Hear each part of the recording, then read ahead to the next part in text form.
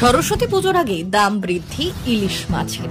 মালদার প্রতিটি বাজারে চাহিদা বেড়েছে বর্তমানে ইলিশ মাছের, কারণ সরস্বতী পুজোয় জোড়া ইলিশ অনেকেই খেয়ে থাকেন। এই সময় ইলিশ মাছ পাওয়া যায় না, মূলত বরফে সংরক্ষণ করে রাখা ইলিশ মাছের বিক্রি বাজারে হয়।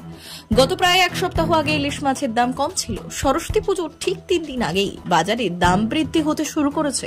বর্তমানে বাজারে 1000 টাকা থেকে 1200 টাকা কেজি দরে ইলিশ মাছ পাওয়া যাচ্ছে।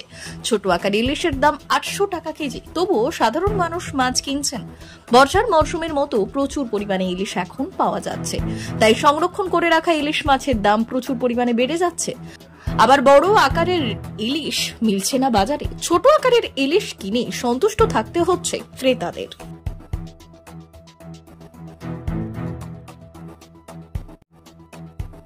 কম এখন মাছের ইলিশের সিজন নেই, ঠিক আছে।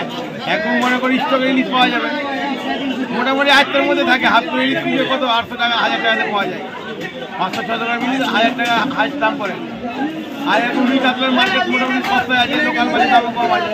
চিংড়ি মনে করেন যে 400-500 টাকা 600 টাকা হাইস্ট পাওয়া যাচ্ছে। আমদানি কমের জন্য আর শীতের জন্য মাছ ধরতে পারছে না লোক।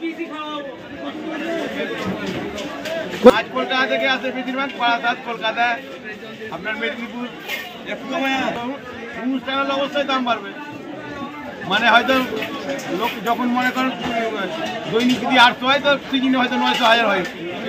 বুদ্ধে 200-100 টাকা কেজি বাড়তে পারে ইলিশ মাছে। মানে মধ্যবিত্ত লোকদের মনে করেন যে দাম পিছিয়ে লাগালের বাইরে হয়ে যায়। অনেক সময় আমদানি থাকলে আবার লাগালের মধ্যে থাকে। আবার ছোট ইলিশ যদি পাওয়া যায় তাহলে মোটামুটি মানুষের উপকার হয়। আর বড় ইলিশটা তো বুঝতে পারছে যে মার্কেটের মানে মানুষের মানে এখন যা মানুষের ইনকাম তার চাইতে খরচা এখন মানুষের বেশি, এই জন্য মানুষের অসুবিধা হয়। আমদানি হলে মানুষের সুবিধা। পূজার মাছ যেহেতু লাগে বলে ইলিশের দামটা একটু বাড়ে, হ্যাঁ, নাহলে এরকম মোটামুটি 800-এর মধ্যে থাকে। আপনার নাম? আমার নাম কাইয়ুম মহলদার, নেতাজি পুরো মার্কেটের সহ সম্পাদক। মোটামুটি দাম একটু বেড়েছে আগে থেকে ওই কিলো সাইজ মাছ 11,500, ঠিক আছে। আর 500 থেকে 800 গ্রাম সাইজ 950 থেকে 1000। মাছটা কম, আগে থেকে মাছটা কম। সরস্বতী পুজোতে জোড়া ইলিশ লাগে বলে মাছের দামটা একটু বেড়েছে। এটা আসছে ডায়মন্ড হারবার আছে, আর এমনি মায়ানমার থেকে আসছে, মায়ানমার থেকে প্লেনে করে আসে। কেন, কি কারণে? সরস্বতীতে জোড়া জোড়া ইলিশ লাগে তো, আর মাছ তো সেরকম ভাবে আসে না, বেশিরভাগ স্টোরি বেশিরভাগ।